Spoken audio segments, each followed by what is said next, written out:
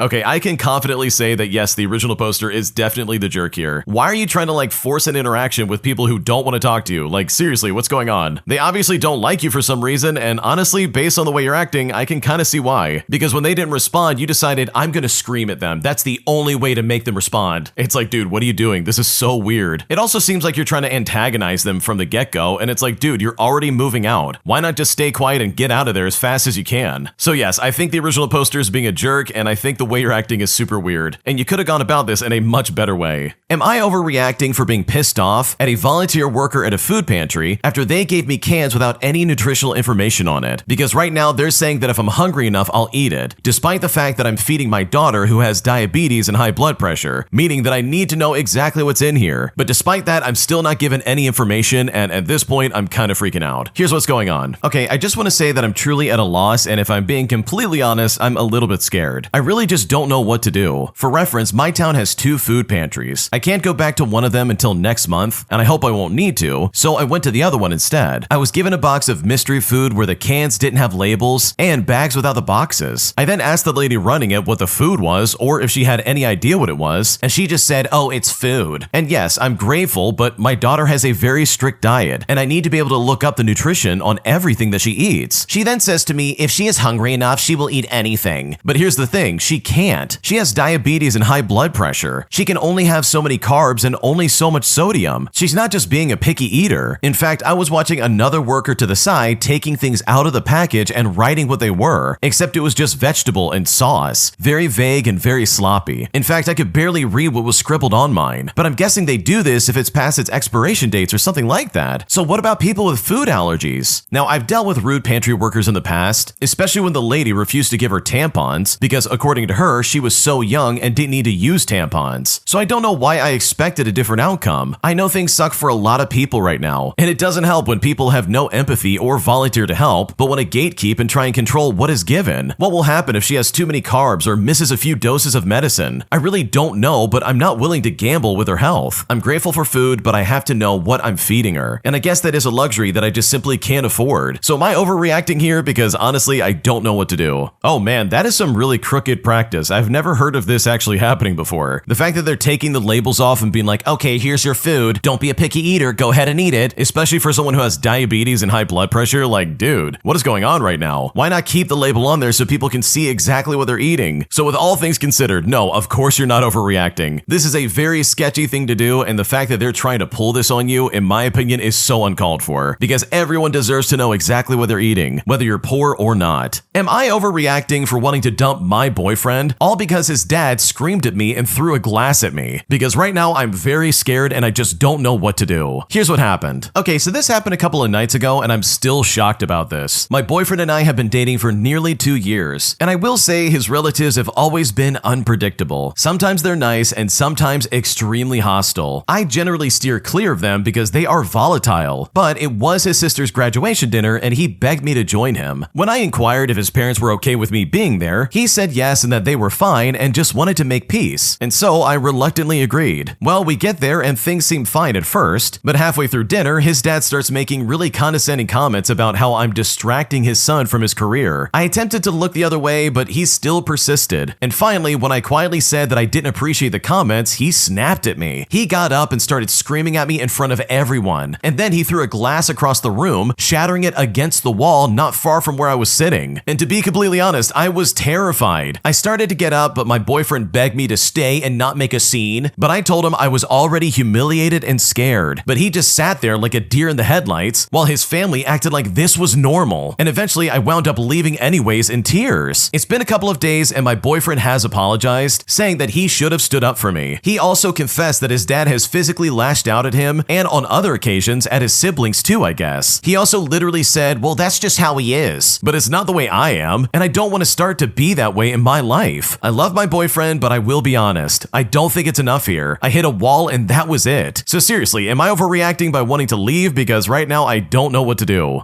Holy crap, no, you are not overreacting. Dude, this is the best decision you could probably make because this guy sounds insane. First of all, your boyfriend is literally accustomed to this behavior. He didn't stand up for you or even try to protect you, and instead, he's just like, oh yeah, my dad's just like that. And by the way, you literally didn't do anything wrong. You came to dinner to try and support your boyfriend, and his dad is like, you're distracting him from his career. And all you said to him was like, hey, I don't appreciate these comments. And if that is honestly what made him snap, then this guy's got problems. He's got anger management issues, he's a piece of garbage. If you name it, then this guy probably fits the bill. Like, let's be serious for a second. And that is extremely concerning. Like, I would never want to be a part of a family like that because, yeah, you're going to be a part of that family. That's the family you're marrying into, and that absolutely needs to be considered, especially with the fact that your boyfriend did nothing to stand up for you. He didn't tell his dad to back off. He didn't tell him to get lost and get away from you. He just sat there quietly and said, oh, I guess dad threw another glass at the wall. That's just the way he is. Oops, sorry about that. Even worse is him trying to be like, stay, don't make a scene, come on. It's like, dude, do you see what's going on right now? The only person making a scene is your dad, and the original poster is doing the right thing by getting the crap out of there. So no, you're not overreacting. This is the right choice to make, because in my opinion, the way that guy acted is extremely alarming. My entitled new manager tried to change everything about the pizza restaurant that we worked at, as she made sweeping changes that literally made no sense. So I decided to get some petty revenge by telling the night crew exactly what was going on, resulting in everybody calling out for the night, as well as me walking off and never coming back ever again. Here's what happened. Okay, to give a bit of backstory, I was 22 years old at the time, and I was in college when I was hired as the assistant manager at a pizza place. But after about 3 weeks of working there, the manager who hired me suddenly quit. Even though I'd only been there for a short time, I ended up running the store for months until they finally found a new manager. I was a quick learner, so I picked things up really fast. They even offered me the manager job, but being in college, I didn't want that kind of long-term responsibility. Well, one day the new manager did show up, and she was a piece of work. Straight out of the company training program, she came in and started making sweeping changes, completely ignoring the systems we had in place that actually kept the place running. Our pizzas were supposed to be hot and ready, which meant that we had to prep them ahead of time, but she was all about doing things strictly by the book. During the week, sales were relatively slow, but even so, when we followed the book, we struggled and customers just really complained. But that's when we made it to Thursday. That morning, I went over the sales numbers with her, explaining how 65% of the pizzas were sold on the weekends and just how crazy busy it gets. I explained how every Friday we made 4 times as much dough as allowed by the book in the morning, how we rearranged the prep tables, pre-folded hundreds of pizza boxes, etc. Basically, the entire day on Thursday was spent prepping non-perishables. After we talked, I assumed that she was handling it, so I started counting the cash drawers in stock. But about 30 minutes later, I noticed the dough maker giving me a wide-eyed crazy look, and when I walked over to him, he told me that she had instructed him to make only the by-the-book amount of dough for Friday. Now, for a bit of context, when I say by the book, I basically mean there's only so much we can do in preparation for the day. When I saw this, I re-emphasized to her that we absolutely had to make more dough, summarizing everything I had already explained. But when I did this, she pushed back, saying that we didn't need it, and went on and on about food waste and all this other crap. But I pushed harder, knowing that I was right, all the way until I finally broke it down mathematically. But eventually, she reluctantly caved and we made the extra dough. The same thing also happened with folding the pizza boxes. She insisted it was a waste of time to prep that many, and actually sent the part-time person I had scheduled to do this task and several others home early. But thankfully, I was able to fold a few stacks of pizza boxes before I went home, meaning that thankfully the crisis was avoided. And now that it was Friday morning, it was time for fresh prep. Every single time I suggested an amount of prep needed for a particular item, she would immediately once again push back. And I mean everything, from stocking Parmesan cheese packets to the amount of wing sauce we made. We finally made it to 3:00 p.m., and I ended up having to compromise on a few prep items for my own sanity because I knew the night crew could handle them without it slowing them down too much. But then it was time to prep the pizzas. By 4:00 p.m., we usually had around 100 pizzas prepped. On weekends, we not only placed the dough onto baking sheets, but we also sauced, cheesed, and even added pepperoni before refrigerating them. Like, that's literally just how busy it was, and it was the only way to keep up. So at 3:00 p.m., the prep crew and I started prepping the pizzas, and she literally told us to stop. Well, without stopping, I explained again about our weekend volume, that someone basically had to continue to prep pizzas constantly during the rush because of the demand. And I essentially explained that what we were about to prep still wasn't enough. But even with this information, she told me again that I need to stop. But I didn't stop, and I continued to push back even harder because I knew the night crew would absolutely suffer if we didn't prep anything. By 3:30, it had escalated into a heated argument between her and I. She pulled me outside to try and put me in my place, but I just doubled down. While I was mid-sentence, she turned and just walked away. And because I was so frustrated, I stayed outside for an extra 15 minutes just to regroup. When I walked back in and I saw it was almost 4:00 p.m., I was just really pissed off. I knew the night crew was going to be the ones to have to deal with the lack of preparedness, and also I simply couldn't stay because I had an assignment due I needed to take care of. But then it finally hit me. I went outside and I called everyone who was scheduled that night, warning them about the mess they were about about to walk into, and almost instantly the phone inside started ringing non-stop. And since it was already getting busy, I walked back inside and I jumped on a register so that she was the one that had to answer the phone. Well, one by one, everyone on the night shift called out, and she didn't say a word to me about it. By 4:45 p.m., all 3 registers had lines out the door. She was running around frantic, trying to call people in. She was calling other stores, trying to get employees to come to our location, all while trying to make pizzas in a frenzy. Since she didn't mention to me that anything was amiss, I just continued to rapidly take orders for the next 15 minutes or so. Well, without saying a word, at 5 o'clock sharp, I looked her dead in the eyes and I clocked out and I left. And you know what? That was my last day. I went home and I never came back. Oh my god, I love this so much. This is so amazing. Why is it always the new managers that come in and try to act like, oh, we're gonna make some changes around here. Just you wait, we're gonna get whipped into shape. Here we go. It's like, dude, please get a grip and see exactly how things actually operate, because from the sounds of it, this location is literally so busy. So good for you for giving the night crew a heads up about this, because I would probably call out as well. Not to mention the fact that you literally walked off and said, I'm not coming back to this. Because having a manager like that is a nightmare, and I just simply don't blame you.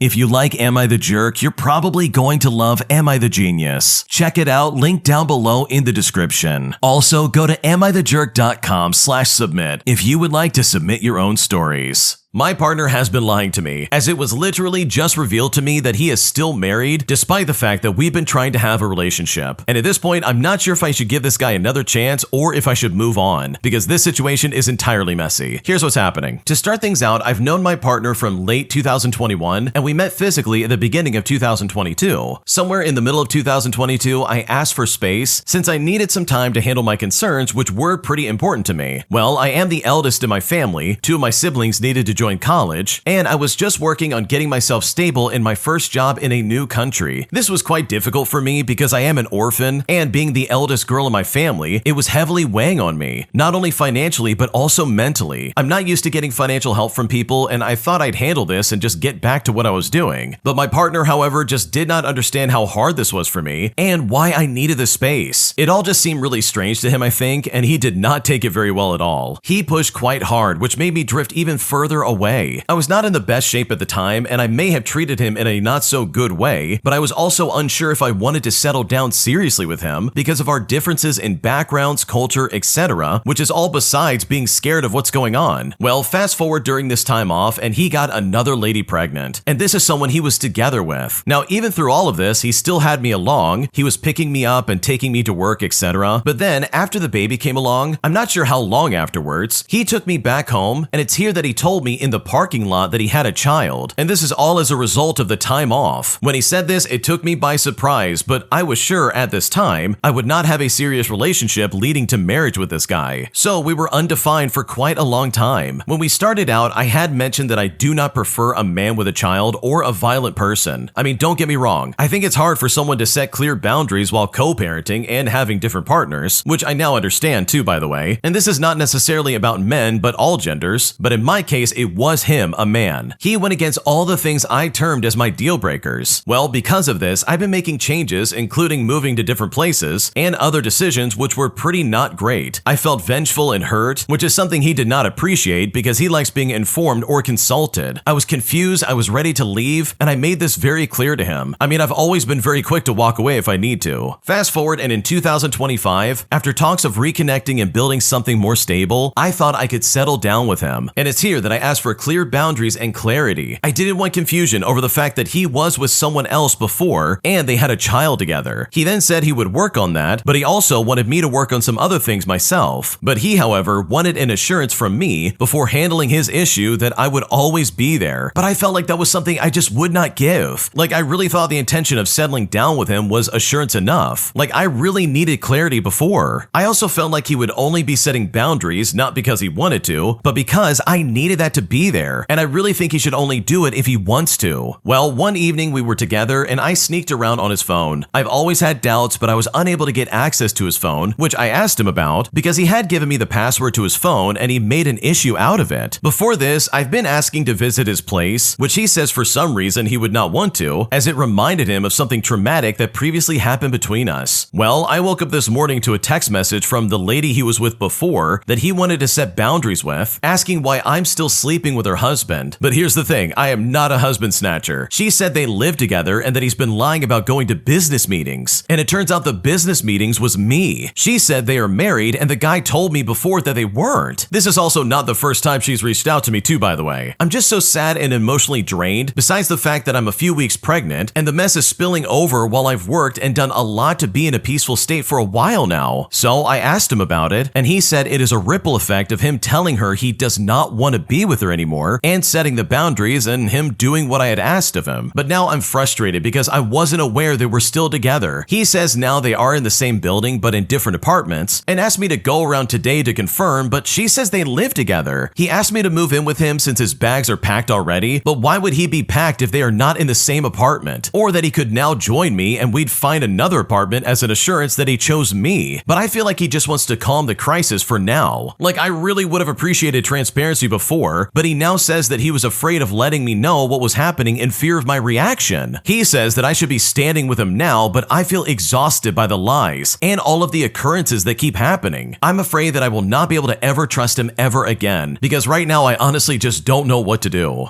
Oh my gosh, I cannot believe that someone's actually considering sticking around with someone who's acting like this. You mean to tell me that your partner is still married and he's now sleeping around with you, and you're actually asking if you want to stick around with this guy? Like, how on earth is that even a question? This guy's a cheating scumbag, and unfortunately, you're the person he's cheating with. Like, come on, you gotta have some more self-respect than this. Like, this is crazy in my opinion. So in my opinion, I don't think you should ever give this guy another chance, because the second his wife reaches out and is like, hey, we're still married and this guy's cheating on you, you're the business meetings he's been lying about. Like, if I saw that message, I'd be like, okay, we're done, because this is not a healthy relationship and I guarantee you it will never last. My contractor coworker quit with 10 seconds notice after what our manager said about contractors, as he literally bragged about being able to fire us whenever he wanted for any reason, which resulted in one of the best forms of revenge I've ever seen in my life, as my coworker got back at my manager in a fantastic way. Here's how it happened. Okay, so I worked an engineering contract for a while. They were pretty open-ended, like a lot of them were, with vague but not binding length specified in the contract itself. It would say something like, oh, this contract is expected to be for 12 months, but it is at will of the employer and could end earlier or be extended further. But for those that do that kind of work, usually they stick to the vague timelines, and a lot of well-performing contractors get extended. Anyways, one day our team of 10 people, all contractors by the way, managed by one full-time employee, let 3 of the contractors go, and they had me be the one to do it. Technically, I was running that team, but I was also a contractor too, meaning that I should not have been in charge of any kind of firings like that. So they were told this is your last day at 4:00 p.m.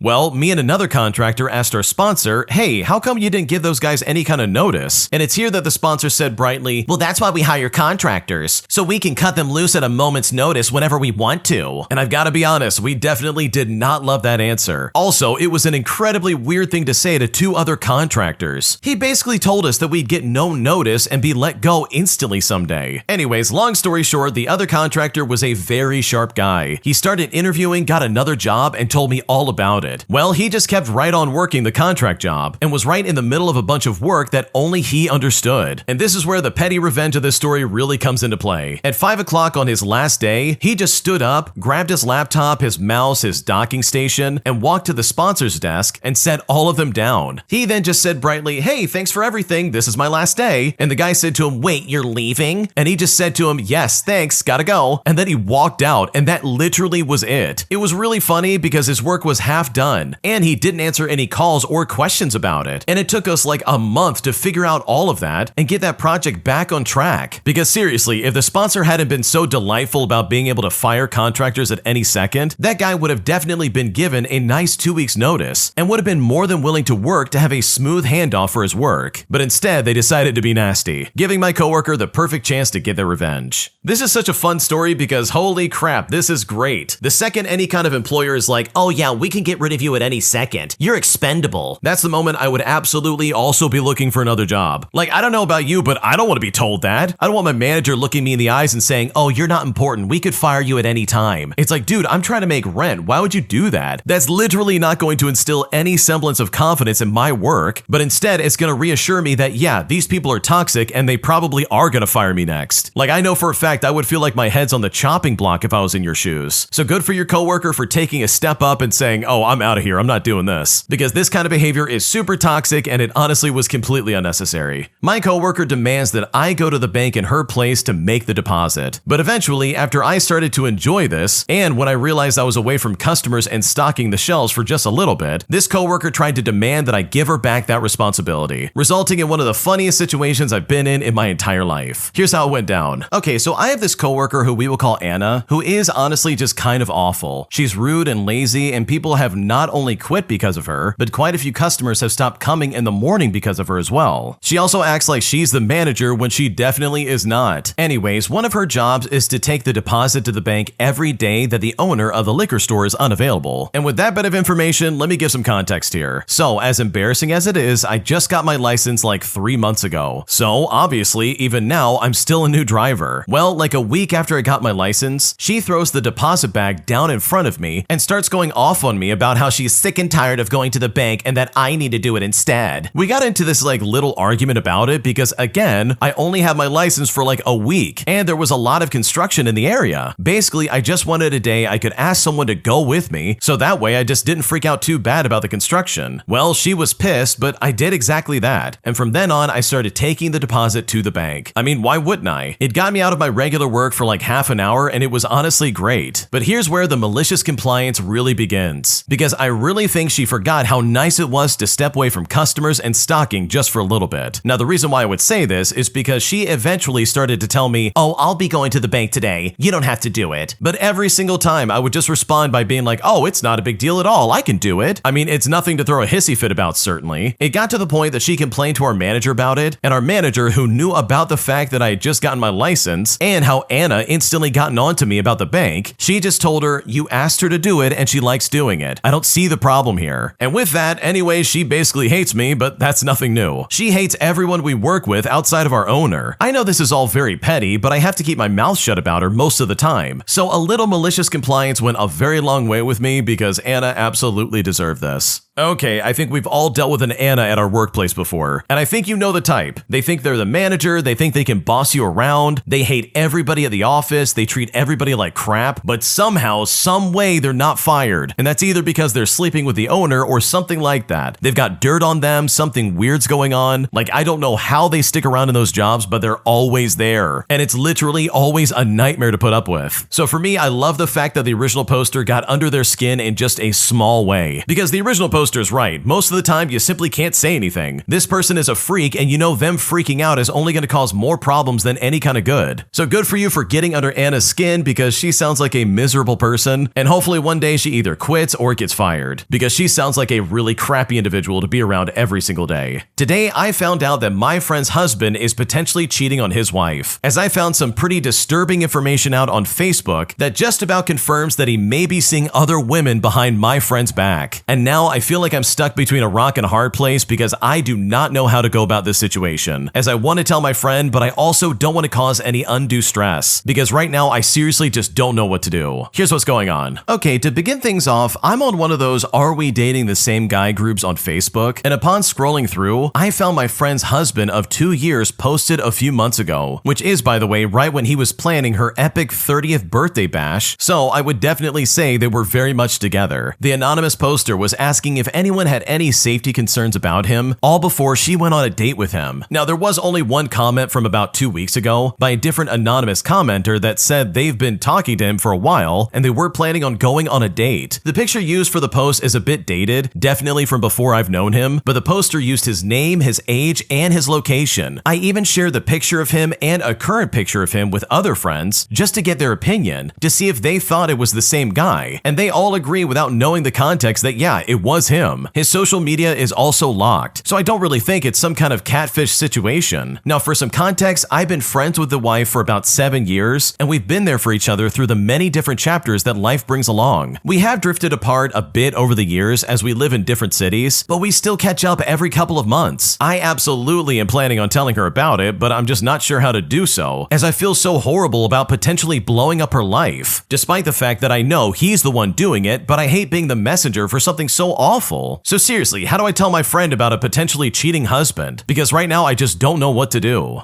Okay, first off, I want to say this is so messed up, because seriously, this is not a coincidence. No one would post that out of nowhere without some kind of like credible reason. Like, this guy's clearly going on dates with other women while also still being with his current wife, and that is so messed up. So in that aspect of it, I think you would be a very good friend by telling her and being like, hey, this is what's going on. This is what I saw in this group chat, and that is all I can really say. I don't know if it's true or not, but I want to make sure that you see this so that you can at least make some kind of like informed decision. But I will say, someone in the comment section actually made a really good point about this. They basically explained that if you're worried there's going to be concerns about like anger over the situation, or they're going to try and somehow blame you, even though like, what are you talking about? How could you ever be at fault here? They said you could probably send some like anonymous screenshots and be like, hey, just want to give you a heads up. I'm someone who cares about you and I want you to know about this. Because let's be honest, at the end of the day, this lady has every right to know. Like, I can't imagine how horrifying that would be, especially if I was in the original poster's shoes. Like, talk about a betrayal of trust that you are now somehow caught in the middle of. It also probably wouldn't hurt to go to the lady who posted in the group itself and be like, hey, that guy is definitely married, and at least have some kind of like conversation about it in like an anonymous sense so you could still like keep your privacy going. Because what this guy's trying to do is really messed up and absolutely unacceptable. And I think by saying something about this really would make you a good friend, because I know for a fact if I was in the original poster's friend's shoes, I would absolutely want to know about this. An entitled Karen freaks out on me after I took some dishes off the Goodwill shelf that she definitely wanted to resell. Things got so bad that she literally got physical with me, all because I took something that she literally didn't even bother to put in her cart, resulting in one of the most painfully awkward situations of my entire life. Here's what happened. Okay, so this happened a few weeks ago and I just can't stop thinking about it. I went to Goodwill and I saw a really lovely set of wood plates and 2 matching bowls. I actually needed them for their intended purpose, and I was going to grab the stuff, but there was this woman standing in front of them with her phone out, loudly complaining about how she can't find the maker's mark on the dishware as the bottoms were left blank. I assumed that she was one of those resellers as her cart was filled to the brim with glassware, and I did see a leather jacket in there too. So I walked up next to her and I asked if she was going to buy the dishes. She then glared at me and said yes, and told me to get lost and that she was here first. So I said, okay, that's fine, no need to be rude, lady. It was literally just a simple yes or no question. I then walked away to go look elsewhere, and she was now looking in the book section, but the wood dishes were not in her cart. So I walked over, saw them still on the shelf, and I put them in my cart. As I walked away, she came back and noticed I had them in my cart, and she started flipping out on me, telling me that she was going to buy those as they were from some super high-end artist. But I told her, hey, you walked away from the shelf and you left them there. If you really wanted them, then you should have just put them in your cart. She then immediately started grabbing my cart and taking out everything from my cart, such as the hoodie that I found and some vintage Pyrex that I found in a collectible pattern. She said I'm taking money away from good people like her, and that she was losing sales because of people like me buying stuff to use and not resell. I then yelled at her to take her hands off of my stuff, and by this point an employee stocking nearby came over and asked what was going on. This lady tried to say that I stole stuff from her cart, but I said she was stealing from mine. Well, the reseller lady looked around and saw a different employee had taken her abandoned cart that she left in the book section and was putting her stuff back. And when that happened, she freaked out. She dropped my stuff and ran after him. I looked at the employee, who then just waved me off, and I left with my purchases as soon as I could. Now, I told some people about it, and a close friend said that I should have just given her everything because reselling is her job. And in fact, another friend actually agreed with her. So seriously, am I the jerk here, or am I seriously not at fault? Because right now I just don't know what to do. Okay, anyone saying that you're the jerk here is a complete moron. You're telling me this Karen literally was like, don't touch that. Even though I left it on the shelf, it's still mine. You can't take it away because I'm going to resell it. And it's like, dude, what is wrong with the world right now? Goodwill is literally meant for people to use if they're under like hard times. Like, clearly the original poster could have like actually used that, instead of having some greedy Karen step in and be like, oh, I get to sell it. Finally, I get to make more money. Fantastic. And don't get me wrong, I'm not dissing people who resell stuff. Like, that is a legitimate way of making a living. But if you're gonna act like this Karen in this story, then you are absolutely the problem. So no, you're not the jerk. You didn't do anything wrong. And the fact that she's trying to paint you as some kind of bad guy in this story, in my opinion, is completely uncalled for, because you actually have every intention of using those dishes the way that they're meant to be used. And you're not some scumbag who's gonna go on the internet and try to scalp it to people who don't know any better. If you like Am I the Jerk, you're probably going to love Am I the Genius. Check it out, link down below in the description. Also, go to amithejerk.com/submit if you would like to submit your own stories.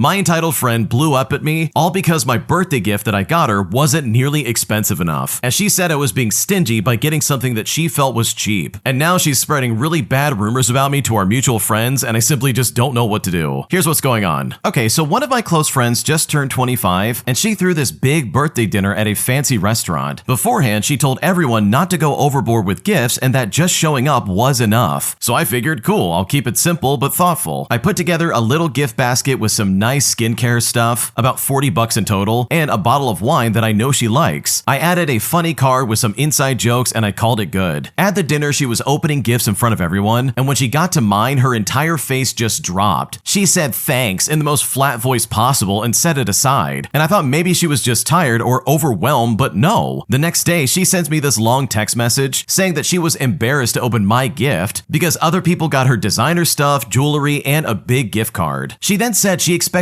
more from me since we were close and that what I gave her felt cheap. But I told her she's the one who said not to go overboard and that I got her something that I knew she would actually enjoy. If she cares more about the price tag than the thought, then that's on her. She hasn't spoken to me since, and now she's telling mutual friends I'm a bad friend for being stingy. And at this point, I really just don't know what to do. Oh man, I cannot stand people like this because I've actually run into people like this before and they are a nightmare to deal with. Seriously, who in their right mind would be like, oh, I'm sorry, but I was embarrassed opening up your gift. It didn't cost nearly as much money as I wanted it to. Which also is like, man, never mind that you said, hey, don't buy anything expensive. Like, did you forget that, lady? Did you forget that one small detail? Like, what's going on right now? You can't ask people not to spend a lot of money on you and then turn around and be like, wow, you didn't spend any money at all. Because it's like, dude, like, didn't you want that? Didn't you want people to not spend a lot of money and get like all these expensive gifts? Why would you say that and then get pissed off at this friend and be like, this wasn't enough? That is just so crappy. Like, seriously, this sounds like a really crappy friend and someone that I would never want to be like associated with ever again. And when it comes to her talking bad about you to like mutual friends, you, by the way, have every right to speak up and speak your piece. Like, you don't have to stay quiet about this. You can absolutely speak up and be like, yeah, well, she's an idiot for expecting this from me. So yeah, this is a crappy friend, and hopefully this gets resolved in some way because she's being incredibly rude.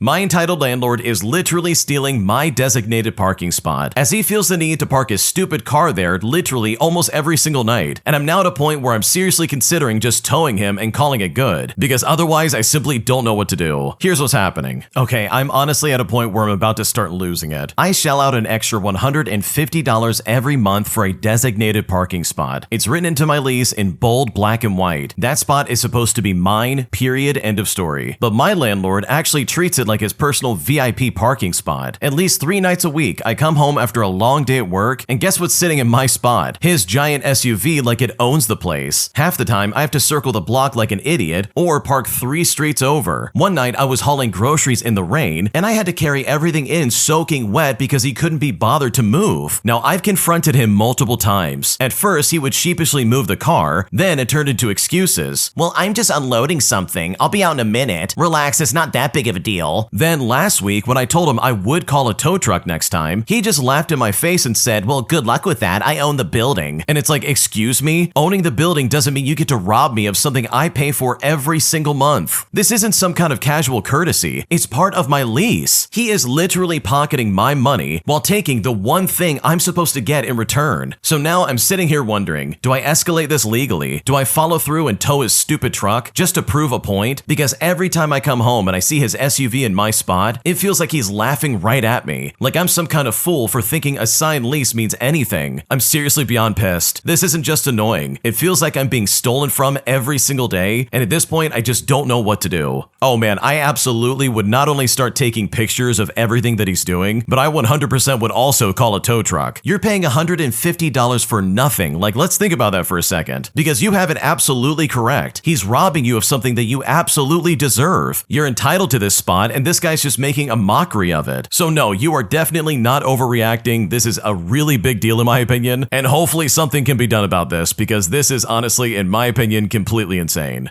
An entitled store attendant turned on me at the drop of a hat and made me feel like trash despite the fact that I've known her for a while and I shop at the store every evening, leaving me in a situation where I feel so depressed that I just don't know what to do. Here's what happened. Okay, so I work as a clerical staff and I've been shopping at this same little grocery store for years. I stop in almost every evening after work and I know the cashiers by face. Some even smile and ask me how work was, and we would talk and just share experiences and then some. And it's all just been a very normal, friendly routine.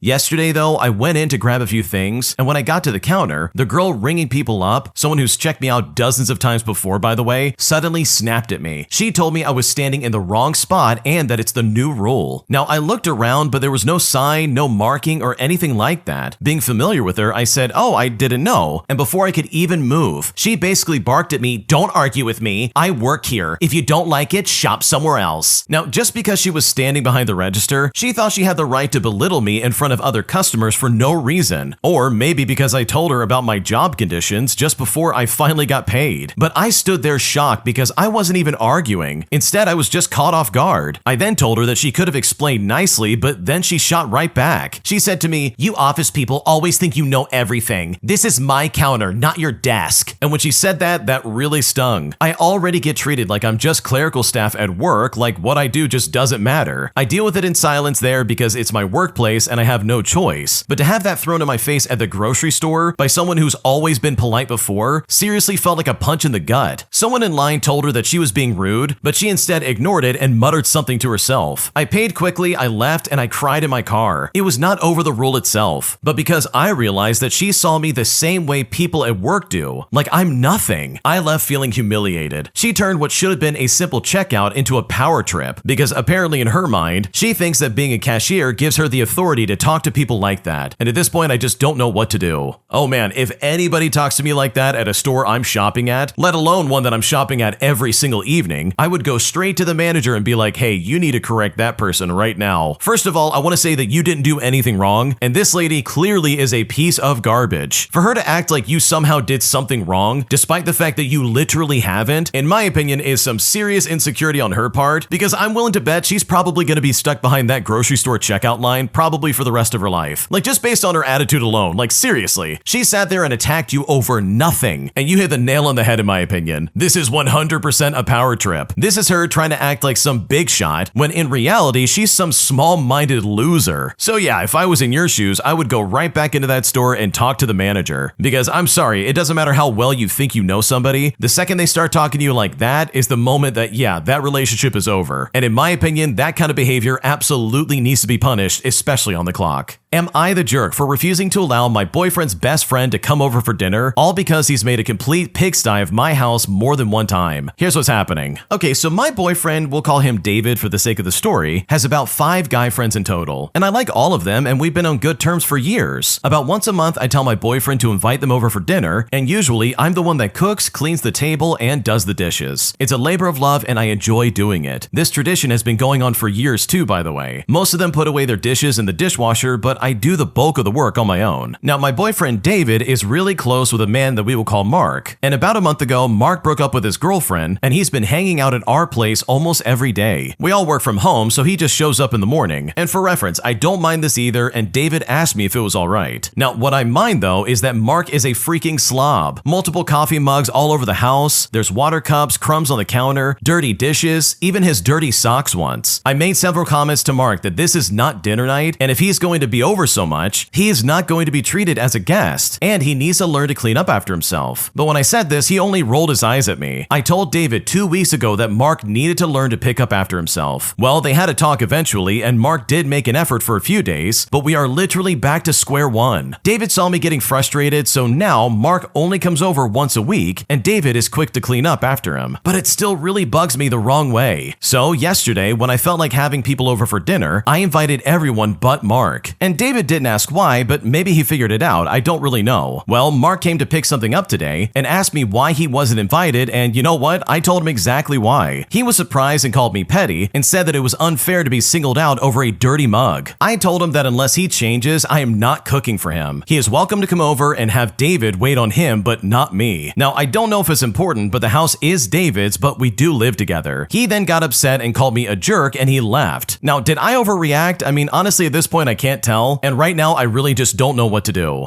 Okay, honestly, someone said exactly what I was thinking in the comment section, but maybe this is why the girlfriend broke up with this guy, because this guy really is a complete slob. Think about it, he's going to your place and acting like that? God knows what he was like at home for his girlfriend to deal with. And you know what? This is your home. This guy's disrespecting it every single time he comes over. Like, what kind of house guest would go in there and be like, oh yeah, I'm gonna work from home, but I'm also gonna leave a complete mess the entire time. Hey, by the way, here's my dirty socks. Sorry about that. Like, at this point, this is not you being petty. This is you quite literally stepping up and being like, wait a second, this is not okay with me. You cannot sit there and ruin my house. That's not fair for me. So no, you're not the jerk. You didn't overreact. And in my opinion, I really think you made the right choice here, because this guy sounds like a real piece of work, and that is not something I would ever want to deal with. My rich entitled clients literally treated their workers like garbage, as I watched them lay off one of their most loyal employees while also firing their nanny under ridiculous circumstances. So I decided to get some revenge by quite literally flooding their bathroom with the grossest sewage you could possibly think of. Here's how I did it. Years ago, I worked cleaning houses, and I had one set of clients who were pretty spoiled and arrogant. The day before I came in, I talked to a friend of mine who had worked long hours as a supervisor on salary in that couple's factory for maybe 15 years. Now, this guy worked his butt off. He is a minority, and so they paid him as little as they possibly could. And he had known them for a very long time, before it was obvious that they were rich, and was one of their first employees. When I talked to him, he mentioned he had gotten laid off with little notice, and they were trying to put it off as a firing in order to not have to pay his unemployment. And honestly, I was pissed. I knew how hard he worked, and I knew how loyal he was to them. Well, I got to the house that morning, and the couple was not there. But the person that was there was basically like their nanny person that they had for their kids. And for reference, this childcare also operates as a cook and sometimes runs errands for them. She takes care of pretty much all appointments, packing lunches, driving to soccer games, etc. The nanny was crying, and I asked her why, and she said that these people do not care about me at all. She says, I do the best I possibly can for them every single day, and I have an emotional investment in these kids, and they're just rude and dismissive. It's all about them. Now, I forget what the last straw was, but I think they wouldn't allow her to visit her mother on her birthday or something like that. Some sort of feudalistic insult. Something on that level. Well, I suggested she quit, and you know what? That's exactly what she did. I could hear the woman yelling at her later, and the nanny left the house crying. Before that, when the woman got home, she told me not to use one of the bathrooms as the toilet was clogged and overflowing, and apparently the plumber would not be able to make it out for another day or two. So I cleaned the entire house, I waited until I got paid in cash and she left the room, and it's here that I decided to take the biggest dump in that toilet I've ever taken in my life, and then I decided to flush it. And yes, as you can probably guess, it went all over the floor. It was so absolutely satisfying and incredibly gross. I mean, it was glorious. She chased me to my car demanding I come back and clean it up, but I just said to her, I'm done. This is not my problem. Clean it up yourself. And then after I said that, I straight up left. When I got home, my roommates told me that she had been calling them nonstop and yelling at them, and simultaneously telling them that I needed to come back and clean that up right now, and that I should never go there ever again. So basically, we're talking like a total meltdown. I told them about my friend who was also their good friend, and about the nanny and that whole situation. A couple of my roommates had also worked for them in the past, and you know what? They all just started teasing her over the phone when she called, which gave us the chance to have a really good laugh about that one because it was so ridiculous. So seriously, be nice to your loyal employees, even the ones who wouldn't ever dream of causing you any problems, because some of them might just snap and do something that you definitely would not expect. Oh man, this is so gross. Like seriously, this is really, really gross, but in my opinion, it sounds like it was probably necessary. These people were massive pieces of crap, and that's so ironic because that's exactly what you flooded their house with. Like, who in the right mind would treat their nanny like that? Denying her the chance to see her family and also treating her like garbage. Not to mention the guy that literally was their first employee, and now they're basically gonna be like, oh yeah, we're gonna fire you instead. We don't wanna have to pay for your unemployment. Sorry. I've met people like this, especially managers who are just completely incompetent, and they're loaded, so they act like they just can't do anything wrong, while also subjugating pretty much anybody that works for them to like the most stupid things on planet Earth. So in my opinion, this is a fantastic form of revenge. It's also incredibly gross, and I love the fact that you refuse to clean it up, because if they're gonna treat other people like crap, then congratulations. You get to get on your hands and knees and clean up some literal crap in the process. My sibling seems to think that my car is her personal Uber, as she will literally take it without asking and then leave it with no gas in the tank. But every time I confront her about it, she says I'm being stingy and that I should be supportive of her free lifestyle. And at this point, I'm just so frustrated that I simply don't know what to do. Here's what's going on. Okay, I've been dealing with this for months now, and it's honestly driving me insane. My sibling has decided that my car is basically theirs whenever they want it. For reference, my sister is 21 years old, and I'm a 24-year-old male, and I worked my butt off to even afford this car in the first place. Insurance, maintenance, gas, it all literally comes out of my pocket. Now, at first, I didn't mind letting her borrow it once in a while for something important like work or school, but now it's just constant. She'll take it to go grab food with her friends, then come back hours later and the gas tank is basically on empty. Like, she literally never refills it. She never asks me if I'm okay with her taking it, and sometimes I literally wake up and the car is just gone. The worst part was when I finally snapped and I told her that she needs to at least fill up the tank or stop taking it altogether, because it's here that she called me stingy. She said I was acting like a parent and that I should just be supportive of her freedom. Like, I'm sorry, I didn't realize that being a supportive brother meant funding your joy rides while I'm the one stressing about bills and gas money. It's basically gotten to the point where I'm hiding my keys because I can't trust her to just not take the car without asking. And then she turns around and tells my parents that I'm being dramatic. I honestly feel like I can't win because right now I just don't know what to do. Okay, dude, the fact that your sister's acting like that is crazy to me because this is your car. Like, first of all, you better make sure you hide those keys from here on out because that's crazy. She has no right to take that car whenever she wants. Like, that's not how this works. And it also really sucks that she's just taking it and not filling up the tank again. Like, dude, if you're gonna use it, at least be respectful of my property. So yeah, your sibling sucks and you haven't done anything wrong because what she's doing is very selfish. Am I the jerk for supposedly excluding my ex's new girlfriend, all because I'm trying to have my kid have a good Halloween celebration without bringing along anyone who's gonna disrupt that? Here's what's going on. I'm a 29-year-old female and I'm divorced with a 9-year-old daughter. My daughter's father, who's 32 years old, has been in a relationship with a woman who we will call Stephanie for about 6 months now. And Stephanie has 2 younger daughters, ages 4 and 5. My ex-husband and I have had many conversations about how to ease my own child into their new blended family by making sure that she still has lots of time with her dad, not combining every single special event with the other kids, and keeping lines of communication open. Overall, the introduction has been positive, but my daughter has mentioned that the younger children can be overwhelming and sometimes very annoying. However, despite the conversations, every single special event has been blended, for lack of a better word. Well, we're coming up on Halloween, and my daughter has trick-or-treating plans with her best friend and her family. Also, Halloween is my custody time. My ex-husband asked if he could come along and bring his new girlfriend and her children, but I said no, as I wanted my daughter to be able to have time with her friends without having any of the other little kids in tow. They're not officially her siblings in any way, and I feel that she deserves protected time just for her. My ex-husband says that I am purposefully excluding his new girlfriend and that I should be more concerned that she doesn't have many friends or others to go out with on that evening. But I feel like that is not my problem, and I'm advocating for my own child without having her feel like she needs to people please or feel guilty. I'm also not asking my daughter for her opinion, as I don't want her to feel burdened with any guilt. I did also invite them to the Halloween event at her school that same week just to help initiate some kind of balance. So am I the jerk here? Because honestly, I just don't know what to do.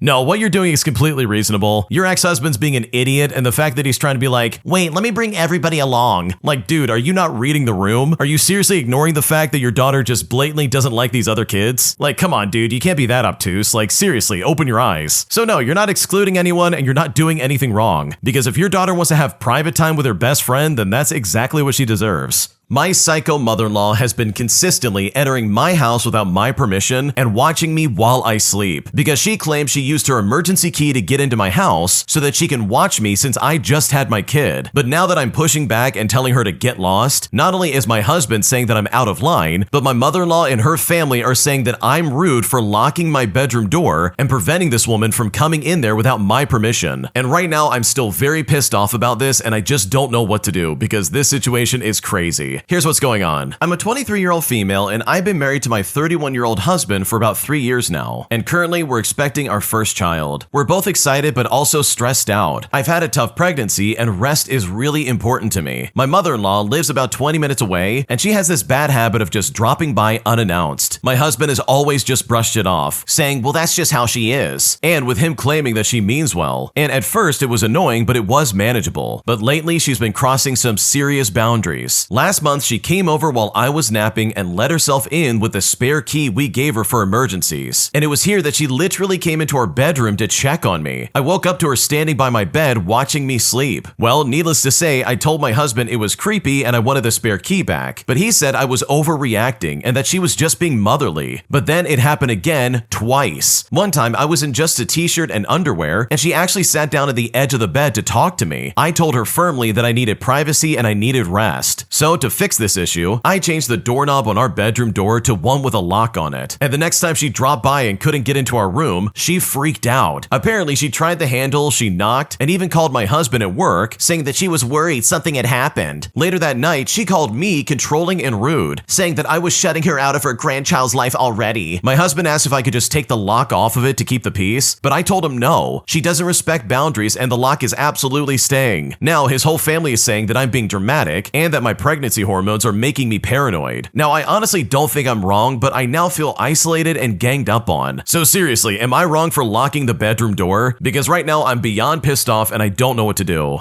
Oh my gosh, I do not even know where to begin with this because this is some crazy behavior. First and foremost, your husband's a moron for not shutting this down sooner. I'm serious, dude. This absolutely falls on his shoulders and he is 100% to blame. If he put his foot down and said, hey, no, you can't walk in on us while we're sleeping, or at least like taking the emergency key back because she's clearly taking advantage of that privilege, like this all could have been solved right then and there. But instead, he's deciding, oh no, you're the problem for getting upset about this, not my mother walking in on you while you're sleeping or when you're half dressed. That's not the problem here. She's allowed to watch you while you sleep like some kind of creepy Santa Claus. Like, are you kidding me? This is not a situation where this is ever reasonable or okay in my opinion. And there's literally no excuse from the mother-in-law that would ever justify this behavior. This is creepy, it's weird, it's intrusive, and holy crap, are you not in the wrong? It really feels like everybody's trying to gaslight you too, by the way. With her trying to be like, wow, you locked the door that I was gonna walk into just to watch you sleep? How could you do this to me? I was worried that something had happened. But it's like, holy crap, the original poster is an adult. They're a fully grown functional adult and now mother. Like, what is she talking about? Something might have happened. The only person being paranoid here is like the entitled mother-in-law. Like, she's crazy, dude. So no, you are not the crazy one. Your husband sucks and he's a complete pushover, and your mother-in-law is out of her mind. Like, her behavior is completely unhinged and not okay in my opinion. And the fact that nobody sees this and everyone seems to think it's okay for her to watch you while you sleep, like that is completely unacceptable, and honestly, I don't blame you for locking your door because I would probably do the exact same thing. If you like Am I the Jerk, you're probably going to love Am I the Genius. Check it out, link down below in the description. Also, go to amithejerk.com/submit if you would like to submit your own stories. Am I overreacting by being upset with my friend after she bought an express pass at Universal that I absolutely could not afford? Because right now I'm not sure if I'm in the wrong. Here's what's going on. Okay, so recently I went on vacation with my best friend to Universal, and it was fun and it was nice, but I'm still pretty upset and I just don't know if I'm overreacting. We come from two entirely different backgrounds and that's completely fine. I come from a low-income class family, while she comes from a higher middle-class family. I usually tease this just to have a good time, but we are very close.